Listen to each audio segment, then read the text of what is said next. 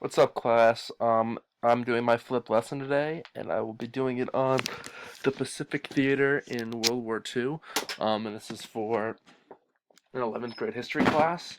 So we're getting it started here.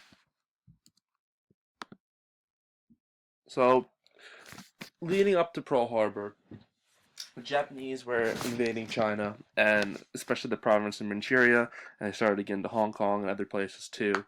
And they killed almost a million civilians during this time in brutal methods like bayoneting babies and throwing them off buildings and just totally ruthless. So the United States put an embargo on Japan July 24th, 1941. Japan lost access to three-fourths of its overseas trade and 88% of its oil exports. Japan's response was to invade Saigon in hopes of gaining some of the resources which were lost in the embargo, and they had another response. Little did the Americans know, Japan had another response that would cause the United States to join World War II. And we get to Pearl Harbor. Um, Pearl Harbor.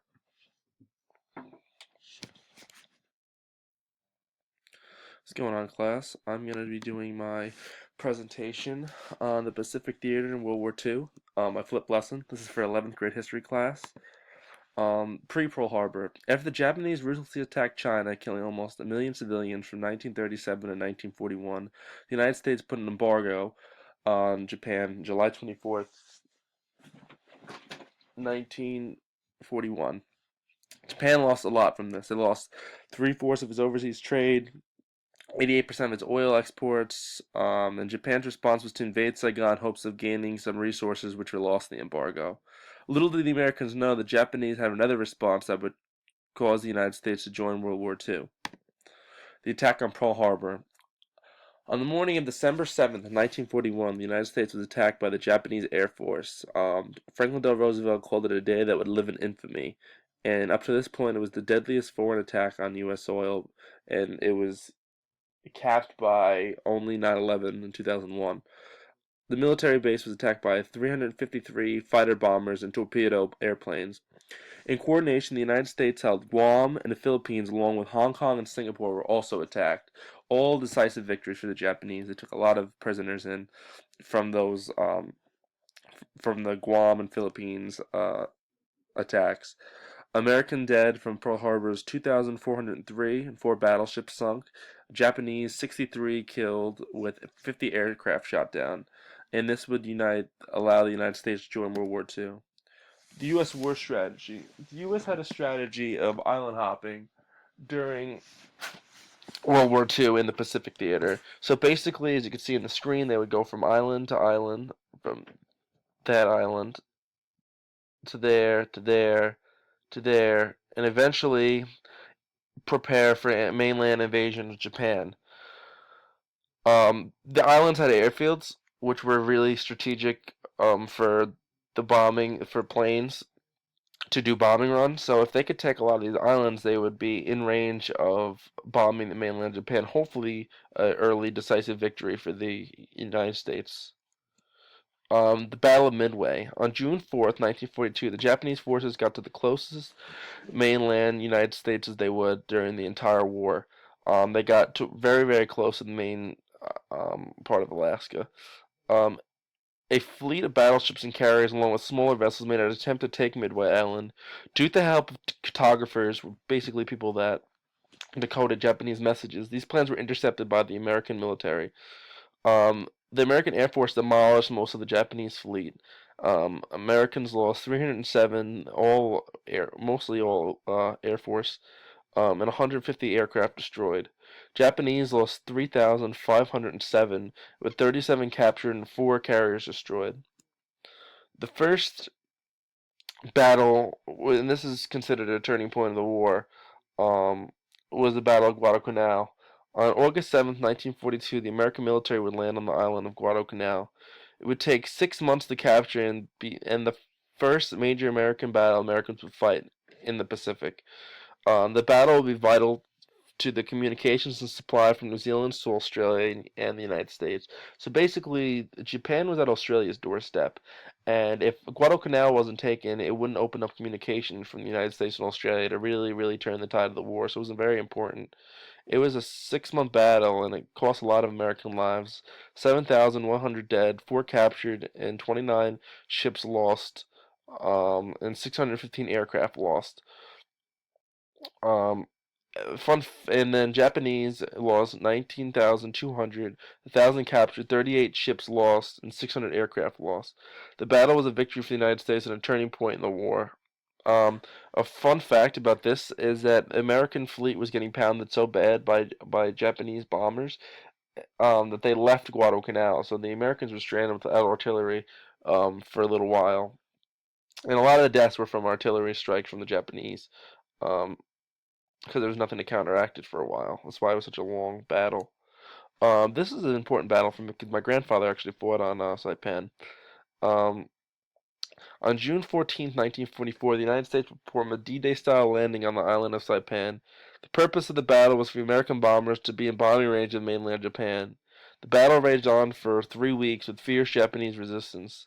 At the end of the battle, the Japanese made a final 4,000-man banzai attack, which destroyed 2 American regiments almost completely. Um, the banzai attackers were injured. They had bandages on their heads. Some of them had missing limbs. They really fought to the last man. The Japanese. They did not really try to allow themselves to get captured. The American dead was 3,426, with 10,365 wounded, and the Japanese dead was 30,000 dead and 22,000 civilians also dead. Most of them were suicides. They would jump off the cliff because Japanese indoctrinated them that the Americans would torture them and kill them and rape them if they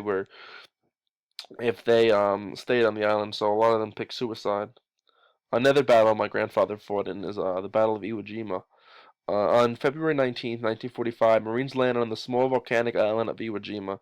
The island had a major Japanese airfield which Americans needed for their bombing runs on mainland Japan. This battle is known for its infamous flag raising on Mount Suribachi.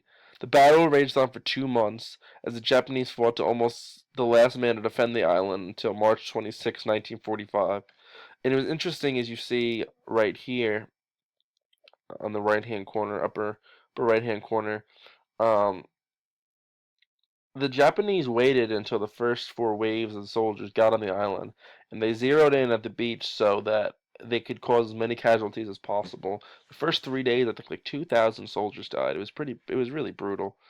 And this flag you see right here is when 3 of these guys would die in the fighting. There's actually 2 flags raised. The first flag is the one that everybody saw and all the soldiers cheered for, but they wanted to put a bigger flag on, so they raised the second flag. Um, at the end of the battle, 6,821 were killed and 19,284 were wounded. The Japanese lost 18,375 soldiers and only 216 were taken prisoner. There was another 3,000 that went into hiding. The battle would have been one of the most costly of World War II, but signified American strength and resilience. And that photo is a picture of America. Is a very, very iconic photo. Battle of Okinawa. This is one of the deadliest battles the United States faced in World War II. They just made a movie about it recently called Hacksaw Ridge. It's pretty good. You should check it out if you have the time or the means. April 1st, 1945, the American forces would land on the large island of Okinawa. It was the closest the Americans come to the homeland of Japan and was needed in preparation for the invasion of the Japanese homeland. Next to the Bulge, it would be the most costly battle for the Americans in World War II. June 1945, the battle was over, but Japanese soldiers hidden fought on the island until, in some cases, in 1946, they would hide and they even after the surrender, they would still keep on fighting. Um, Americans lost 20,195 and lost 55,192 wounded. The Japanese lost 110,000 soldiers, 7,000 captured, and an additional 150,000 civilians killed. It was really brutal. The atomic bombings of Hiroshima and Nagasaki. On August 6th, 1945, a plane called the Enola Gay was dropped. A bomb called the Enola Gay was dropped on Hiroshima, killing over 100,000 people. A few days later, in Nagasaki, a bomb called Little Boy was dropped on Nagasaki. On August 15th, the Japanese surrendered to the American military, marking the end of World War II.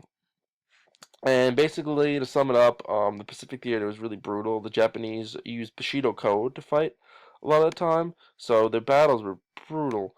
Um, Something that the United States weren't as used to.